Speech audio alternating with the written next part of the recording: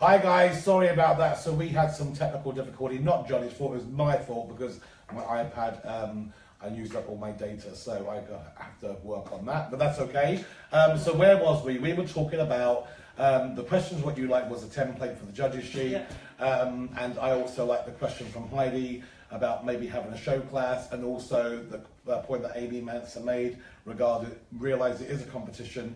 You are going there to learn some things. You know what, some things we're very touchy about sometimes, and we don't necessarily like to hear everything, but it should always be started off with a positive, which is the most important. So great with the questions yesterday. We had so many viewers and we had a lot of views, which is really, really good. So I really am really pleased with that. But also when it comes to the competition, I want to mention, you know what, first of all, it starts off from the very start, when you first want to compete. And I had a lot of questions today in my personal messages regarding if people are in the right class at Master Groom, about from how many years they've been grooming to what class they were going to, and also a real lot of interest with the student and newcomer class. So the student and newcomer class is where it all starts. And oh my God, there's a lot of stuff going on tonight. You can see my shed turn into a shed all of a sudden. Everything's gonna fall down, but that's okay. Shit happens. So you know what, you go in for the student newcomer class, which once again is any breed, because there's only one class, it's not split into divisions. And then when you go up to the other classes, then it goes in from novice, intermediate, champion. Or in my show, it's called open, which I should have changed this year, which I totally forgot. So open is the equivalent of champion class at Premier Groom and so on and so forth. One thing that Heidi did say also, to explain the difference, a competition that we have have standard classes, and like we said about the bigger dog swap challenge, which I was really, really surprised that there would be that many people compete last year. I thought it'd be kind of one of them things where people would be really apprehensive, and I think some were still, but we had some good entries, and it's where you bring a dog all brushed out and beautifully bathed and prepped, and then you are judged on the prep work that you've done on your dog. However, that dog is groomed by somebody else. So the final judging is judged on what you have brought to the table, meaning what you brought to the competition, and the dog that you groomed on that day, which was a lot of fun. So I think one of the things that people are going to ask is what happens if the dog you're given doesn't stand for you, or is aggressive towards you, Well, yeah, that's also a good question. I had another one of them today too, with the girl said she has a Bichon. It's a little bit grumpy. It's not vicious, but it does grumble a little bit, and that's totally fine. There's certain things you can do in the competition when you can put a muzzle on a dog, and only because, you know what, it doesn't look good from the outside of the ring. You have to remember how many people are looking at this and watching this. It could be general public, it could be newbie groomers, and they could think that's okay to do. Not saying that if you have a nasty dog you shouldn't muzzle it, because you should, if that's how you feel. But you know what, in the competition ring, muzzling is not acceptable. I had a few questions earlier on also. Can we colour and put those on dogs? Yes, you can colour feet. Obviously in the creative, you can colour whatever you want. But in the regular classes, Asian fusion class is the only class where colouring or bows or accessories is totally acceptable. However, in the regular classes, then you know what, you have to make sure there's no glitzy put on the dog. You can put some glitter spray on the dog because it's not really in your face, but it shouldn't obstruct from the haircut or when the judge has to comb through the dog. This is any competition, not just the swapping the dog one. That's at any competition. I know a lot of times some shows do allow, like at my show, in the poodle class, you can shave your feet, face and tail before the competition.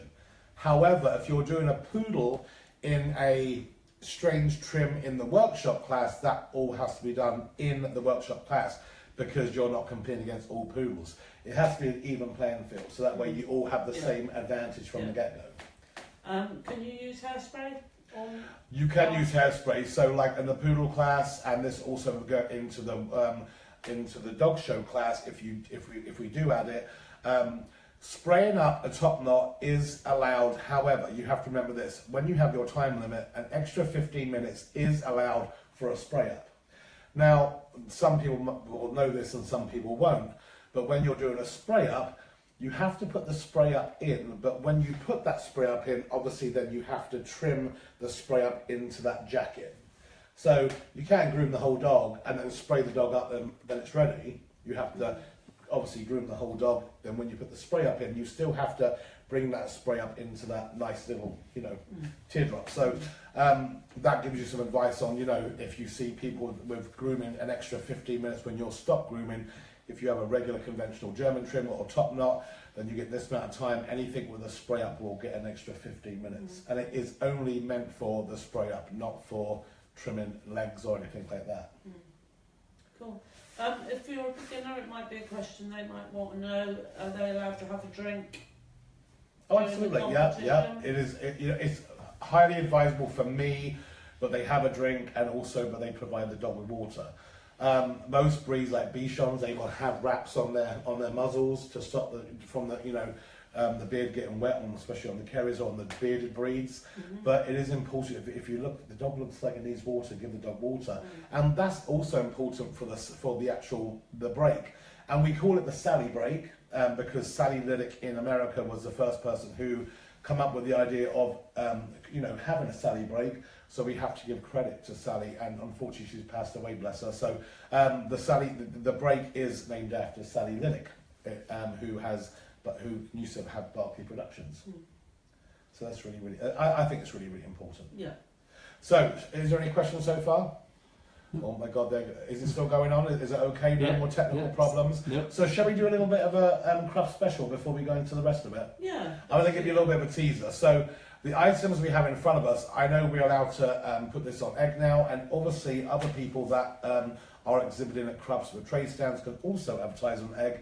And if you would like Linda or I to promote any of your products, which we will be doing next week when it comes to pet head shampoo, the wide blades, the wide snap-on cone blades, the vegan shampoo and other products. Yeah. If you have a product that you would like us to promote, please send it. And if you are interested, you can send me a message. I'll give you the address of where it goes to.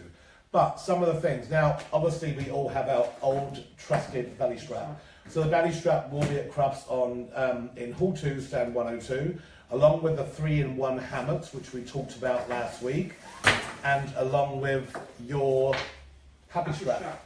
And also we got obviously the extensions. Now there will be a twist to this extension at Crufts, which I'm really excited to say. Can't go into it too much, but there will be this extension and a new revised product. And obviously we have these 4 beauties right here. So you want to hold up 2 and I hold 2. Linda has the curve and the straight. They are a 8.5 inch. And then we have is that a 6.5 inch? See, it's really hard for men to tell the size, isn't it? They always think everything's 8 inches. But that's definitely not 8 inches, I know that for a fact. You probably wouldn't know.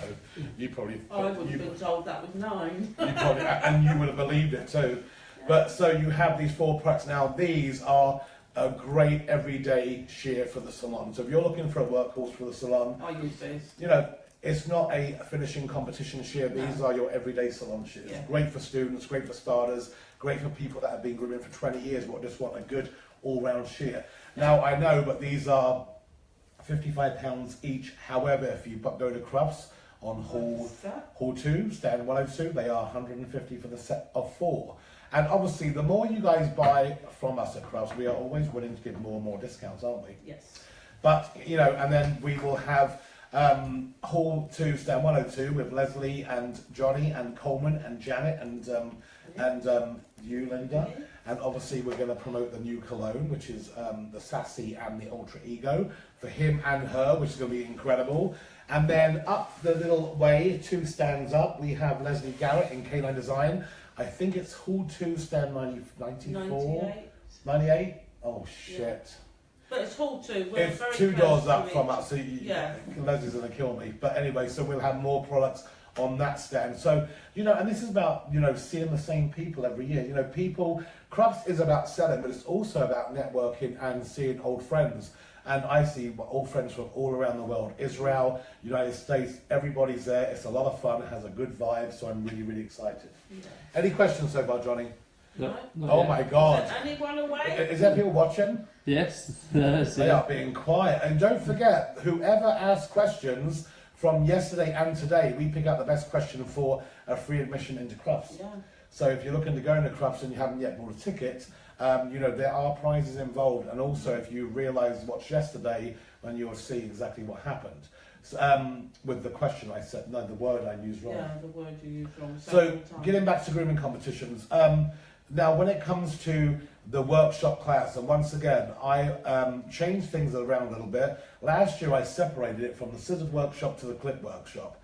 And then I looked at it, I'm like, well, you know what? If you have a cockapoo which is a clip and the scissored legs, that's still a clip and scissors. So this year we've gone back to the one class, but there's a minimum of 20 dogs per division. So 20 dogs novice, 20 dogs intermediate, 20 dogs champion. So first in. First come, first serve. Yeah. But I want to make sure you guys understand, a clipped cocker or a clipped Westie or a clipped Welsh would go into the workshop class. Okay, so any issues, or you've got problems trying to think of, you know, does this dog, a clipped cocker, go into the gun dog class? No, because the gun dog is a stripped gun dog class, so only stripped gun dogs. But the cocker spaniel, the clipped cocker spaniels, clipped Westies, clipped Cairn Terriers, clipped Welshes, they would go into the workshop class. Johnny, are you okay there? Yeah, it's apparently facing the wrong way, but it's because it's on my phone and I haven't done it on my phone before, so. Are we still live? Yeah, we're still live. Are you set upside down? There you go. Is that better? They'll let me know. They'll let me know. Just keep talking. Can you guys see if it looks okay? Can somebody say yes, everything's okay? If you can hear us, everything's okay. We do have a question. Go ahead. Wow. Trey is asked, can we use belly straps at comp and can we reverse clip? Okay, so can you use a belly strap at a comp? You know what? If you're using a belly strap to purely do an area of the dog which it doesn't want to stand up on, I don't have a problem. However, I I have don't. used one at a competition. I have used, not all the time. Yeah. Like Colin says, just for an area. That I wouldn't want to knew. see one used constantly Cross, throughout the competition, and also reverse clipping. That's your interpretation of what you're doing. So to be honest, I can't say no to that because you know what, it is a technique. Reverse clipping is a technique. However, depends on the breed you're doing. If it's going to be very, very severe, like if you're clipping the back, and depends on what size blade. So you can come back to me and let me know what size blade you're still talking about. But we do reverse clipping like on a spaniel head. Oh, absolutely, So absolutely. there is, So you know, so and it's a reverse clipping, and also on the Asian fusion. yeah. Asian fusion calls for a very, very short body. So there's a lot of reverse clipping being done on that area. So yeah, I mean, it's a technique. So absolutely. Yeah. Any other questions? We've got another one from Anika. Are there any colour or creative competitions that people can enter in the UK? Oh yes, absolutely. There is lots and lots and lots. But when it comes to creative classes, obviously Master Group has one. However, Sue Eldweaver, if you get in contact with Sue Eldweaver, she has a creative competition coming up in March. The people that compete at that creative competition get free entry to Master Groom to compete, but it's not a groom in the ring competition. It's a pre-groomed creative where you bring the dog already done and you have an hour to set up your backdrop and get the haircut all in order. So yes, there are creative competitions. Master Groom has one, Sue Weaver has one, the English Groomers Group has one. I think Super Groom would have one with Kelly Davis. It's, if Zoe Duffy or Joanne is watching, or Kelly Davis is watching, Stuart Simons is watching, any of the competition, Amy Manser, if you can let us know if you're going to be having, or Stuart Weaver, a creative competition. Please put that in the comments. Anyone? Yes, we have David Lockwood. Hello, David. Yeah. How did your son do in the football game? Hope he did well. Okay, so he's asked, if someone was to place in an intermediate workshop, can they then enter intermediate hand strip, or would it be open class? No. So if you place first place with, say, your Airedale in intermediate, then you have to go up in workshop open or champion, but you can stay in intermediate if you're doing a different classification of class, like hand strip or poodle or whatever like that. Absolutely. The next question. Yep. We have Shannon. Do you have any little tips for preparing for the competition that maybe as newbies wouldn't think of? Any major do's and don'ts that you would advise? Just Shannon with the red hair from Scotland. Shannon McKenna. Yeah, she's got red hair. Yeah. Yeah, hey Shannon. Well, one of my tips if you're doing a poodle, you want to keep your feet dry, is to get that bandage which sticks to itself, and vet just wrap. do the is that what they call it, vet wrap, and put that round the bottom of the feet. Maybe we should try that in your mouth sometimes. No, it wouldn't work. Tell me about it. So the vet wrap does help. So the question was any kind of advice for newbies, yeah? Yeah. I think she's competing in Asian. I'm not too sure. She's a really cracking little groomer actually from Scotland. And I would say, you know what, when it comes to it, once again, get there on time. Give yourself plenty of time to relax and chill out. If you come in the Master Groom, spend the whole weekend there. If you go into any other show, Premier Groom, Super Groom, any of these shows, the Strictly Come Grooming, which is Amy and Jackson's show, make sure you get there on time, so that way you can have a little time to shop, you can have a coffee, you can have a tea, you can relax, and once again, it's not about you, it's about your dog. What are you laughing at there? What the hell is that? That sounds like we are in an air raid shelter. Yeah, sounds like one of those helicopters. We've got plenty of order. Yeah. Doomsday preppers. Doomsday's coming. Absolutely. So I hope that answers your question, Shan. You know, but I mean, just once again, you know what? It's okay to be nervous. Don't be too confident. You will learn just as much from not placing than what you are from placing. And even when you place, make sure you still get a critique, because winning a competition, and I'm going to say this in the nicest way, which is not going to come across in the nicest way, but sometimes in a class, you are, I don't know if I should say this or not, but I'm going to say it. Sometimes when you're judging a class, it's sometimes really hard to pick first, second and third. So, and that means, but even first, second and third has major issues, and you're picking the best from that bunch of groomers. And let me tell you something, I remember, and this is going back in many years ago, Vivian Nash, John Nash, there was a whole group of people judging me, and I groomed this little tiny black and white poodle mix from Lisa Leedy. And I groomed it in a Kerry blue trim. And then halfway through the class, I changed the trim. And the dog looked red hot. It was absolutely stunning. Amazing. I was like, you know what? I've got this class down. And so the judges came in, and I stepped back because there was quite a few judges. And they were all combing, and when they walked away, it looked like a piece of shit. The dog was incredible. The groom was absolutely awful. And I'm thinking, oh my God. And I think they gave me an honourable mention, which is like, you know, I don't know. It's one of them things. It's nice to have an honourable mention, but you know, when you've been groomed for so long, and you used to win quite a bit, and then you have that. But I tell you something which always sticks in my mind. When I woke up that day of competition, I didn't really want to go in the ring. I didn't have that butterflies. I didn't have the nervousness. I really just didn't care, which told me probably I shouldn't have competed at all, because I needed that boost to make me really get it. So don't matter who you are and how long you've been grooming. We have bad days, and oh boy, was that a bad day, because it was really, really showing. I had a bad day the first time I was competing with a poodle. Short version. Short version, yeah. Well, I let it grow and grow and grow, because I wanted to go in there and impress everybody and have loads to hack into. And the short version was, I couldn't finish the dog in time, and when they come round they couldn't get the comb through it, and I was so upset and devastated by that. But it was a good thing, because I then went and had lessons, and the following year I got a second. Yeah. You did awesome with Nobby, and I think you learn, because you know what happens is you go to these competitions, you're like, oh my God, these people are bringing dogs in, they always look groomed. What you have to remember is, that's because they probably learned the hard way too. And although it's not okay to just go in and take the very, very minimal off, it is also, if you take a dog in with crazy amounts of coat, and I've gone to Europe and seen these guys do it, and they do get through it. Might not have the best finish, but it still has a really good profile. That's why they use a lot of snap-on combs, because they're trying to whack off and get initial shape into that dog really, really quick. And you know what? So there is that fine line between what's too much and what's too little. Obviously, when I judge, yes, I do look on the floor, Because if I have a bunch of dogs and they all look incredibly, they all have a good chance of maybe a first, second and third, I'm going to go, you know, because I will look at degree of difficulty. That will play a big role. Because you know what, at the end of the day, you know, you have to understand, but you know, that person's worked a little bit harder than that person was taking a little bit of hair off. And I remember talking to Pina, and Pina had 2 dogs up for Best in Show. And one was a Kerry Blue, which was a Best in Show dog, beautiful. And the other one was her Poodlington.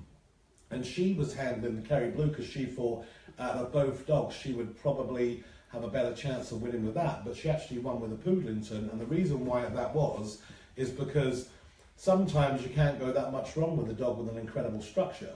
Where when it comes to the Poodlington, she had to put a different breed on a dog with a straight top line and different legs, a dog that isn't correct when it comes to being, you know, the height and length. So it is, you know, when people see mixed breeds go up, I think that's because they do incredible jobs and they're sometimes putting a breed trim on a dog that's not that breed. If that makes sense. But I think all groomers have got nightmare stories to tell. Of course they do. About how what's gone wrong during competition. So you know, I mean, like, you know, and I think if you look at, well, I mean, you look at some of the people out there what compete. You know what? When you never ever put down a person for competing with the same breed over and over again, because I can guarantee you that from the first day they started grooming that breed has evolved in perfection over the years. So just because you've been grooming like an American Cocker for many, many years, doesn't mean to say that standard that groom is the same. It's always improving. Yeah. Next question. So we have Jesse. Yeah. The beginner comps, what's the requirements? Do you have to have been grooming for a short amount of time, or how does it work? Well, normally different shows are different, but like a master groom, you have to be at grooming school or 6 months out. Now, if you go to college, sometimes that's done over a year, so that's still classified as being at grooming school, because even though you're grooming for over a year, that's only 1 day a week sometimes. So you make sure you read the rules on the criteria of what qualifies you as a groomer from going into what classes. And if you have any questions, give me a call and then I'll put you in the right class. Okay, so next we have Emma. Yeah. I'm competing with a Kerry Blue at Master Groom. I'm torn between thinning the top of the head or clipping it. As far as I'm aware, both are acceptable for the breed. Is that the kind of thing that would come down to the judge's preference on the day? Actually, no, because I can guarantee you the judges who are going to be judging your breed know the breed really well. And that comes down to, obviously both styles are acceptable, but also leaving hair on the head will determine on the dog's skull, whether the dog's got a good top skull or not, and how broad or whatever it is. So normally they always clip down the sides and they leave it up to here and they thin this in a lot tighter. So that is totally acceptable. Your judges will know exactly what you're doing and why you're doing that. However, another good question, when you are being prejudged and the judge says to you, is there anything I should know? This is your time to say, I'm going to be leaving the top skull with hair or not. Normally, when you don't leave any hair on an area, it's because it has a beautiful area to begin with. So maybe say to the judge, the top skull's this, too narrow, too wide, blah, blah, blah, blah, blah, this is why I'm doing it, but your judges will know, and it won't go against you. So next we have Louisa. Yeah. Tandy. Yeah, Louisa Tandy. Oh, okay, go should for I read it. Should I? She's lovely. How important is it for a more experienced groomer to learn what your judges prefer, style-wise? It's very, very important, and this is a very good question also. I know over the years, I used to make phone calls to an up-and-coming judge of mine, and I'm not talking the day of or at the show, but you can ask the judge what their preferences are and get to know where your judges are coming from, because you know what, and let's face it, me telling you what I love and you doing it are two different things. So when it comes to understanding what your judges' preferences are, it's very, very important. You can Google their name. If they're a past competitor, you can see what they go for when it comes to whether they like balance, symmetry, big clue there, or profile. But however, saying that brings me back to another good question. Because some judges, they say go for scissor work, and some judges go for balance, symmetry, and profile. So I want you guys to give me some answers. Which do you think is more important, scissoring or the other three? And I will answer that question in a minute. But to answer Louisa's question, it's so important that you understand what, first of all, you read up on your judges. They have incredible backgrounds. When you read up on, say, Pina or Barbara Raquel, Julie Harris, Louisa, if you read up on people, you Google their names, you punch in Colin Taylor, dog groomer. Have you ever Googled yourself? No. Oh, I do it all the I time. did, but I won't I do say it all the what it time. came up. I lay in bed, I'm like, Colin Taylor, dog groomer. I came up with a porn star. Porn star? Yeah. Oh, that must be, No, that's dodgy, isn't it? but it wasn't me. Well, then, that must be one of them real dodgy Everybody will be sites. Googling that. Oh, God, could you imagine? Was it one of them, let's Yeah, let's move not on. go there. Oh, that must be a horrible image. But Google their name and see what, and when you Google their name, you'll come up with your information, but then punch on images, because then you can see their work and what they've done. If you're grooming let's say, Louisa recently competed at the Grooming Show with a Labradoodle, miniature Labradoodle, whatever it was, beautiful shape. So if I was going to judge, if I was going to compete under Louisa, I would probably look under her name and see what shape she puts on her dogs, and that will give me a good idea of what I want to go for, because that's obviously what she likes. Yeah. Yeah, is that okay? Really? Yeah. Porn site? No. Anyway, moving on. Right, so we have Carol. Coat growth. Yeah. Sometimes I look at dogs at comps and they look practically finished before the comp starts. I know you need enough coat to make a difference, but what length should it be? What length should be allowed so that we all have at least a fighting chance? You know what? Okay, so let me think. I think that you should at least take off an inch in some areas. Now, an inch is like this much, right? Now, what you have to realise is also, and I will say this, well, I used to take my Bedlington into the ring and I'd say, God, he doesn't have enough coat. And then after I groomed the dog, I took off a crap load of hair. What may look like it isn't got enough coat, you'll be surprised. And by watching them groom, you can see how much coat. Now, I will say this, in some areas, it will look shorter, because if you're playing the game right, or if you're going to be in it to win it, you're going to be making sure you groom that dog to perfection 6 weeks before that grooming competition. So, in my opinion, this is what I used to do. I used to wash the dog, dry the dog, give the dog a haircut. Immediately when I was done giving the dog a haircut, wash the dog again, dry it, because then it dries really quick and every little hair sticks out. And then I'd refine it so it was absolutely perfect in my eyes. And then in 6 weeks, I have a dog who probably looks like he's just had a haircut, because the coat has grown out that perfectly. Some dogs are coat growers a lot faster than other dogs. So, you know, it comes down to, you know, watching how much hair they take off. When it comes to strip dogs, this is a breed that I see a lot of, where the dog looks like they've been done before they go in the ring, because if you're staging a coat correctly, then you will take off the hair on the shoulders before another time. However, I think you still should see some, you know, some difference in haircut, even on the flat work. You know, and you know, so on and so forth. On a Cocker Spaniel, American Cocker Spaniel, for instance, you wouldn't let a American Cocker Spaniel grow out 6 weeks all over. You would leave this amount of hair growth on the feet, this amount of hair growth on the head, and this amount of hair growth on the back. And I can guarantee you, they probably leave more hair growth on the face. And do you know why that is? Well, I suppose it's the biggest. No. What? Think about it. What do you, when you look at a dog's face and it's really, really hairy, what does it tell you? This overgrown. Absolutely. Yeah. When in fact, the rest, but all the dog isn't the same as that face. Do you get what I mean? So, that, and it's not cheating. It's really, it's putting the dog into perspective and knowing where you've got to spend more time on.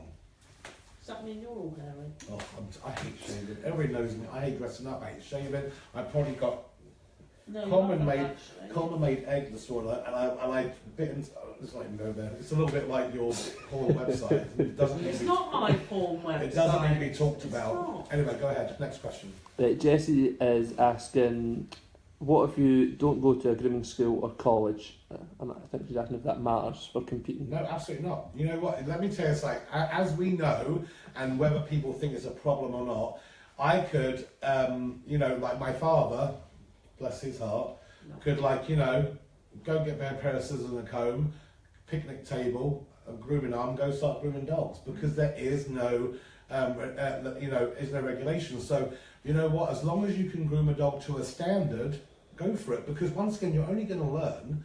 And you know, and talking about that, that's a good question, because grooming schools doesn't necessarily mean you have to go to grooming school for 20 days as a person who already grooms. Like for, is it Jessie? Is that Jessie who asked that question? Jessie could go to a grooming school for a day and get some extra She tuition might or come whatever. from a show background, which means Absolutely. she hasn't been to a grooming school, but she's been taught Oh to my groom God, yeah. a particular breed. I walked They into- tend to be pretty hot. Well, they are. You know, I mean, Yeah. I remember in America, I used to go to show handlers' facilities, and their babies would be in the crib, right in the middle of everything, while everything's going on, and I'm looking at that baby thinking, you are going to be a dog handler, whether you like it or not. And they normally do, and normally really, really good dog handlers. You know, so yeah, go for it, Jess. I mean, you can only learn.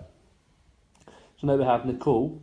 I think you touched on the subject yesterday, but are there rules about competing when the class is being judged by someone you've trained with?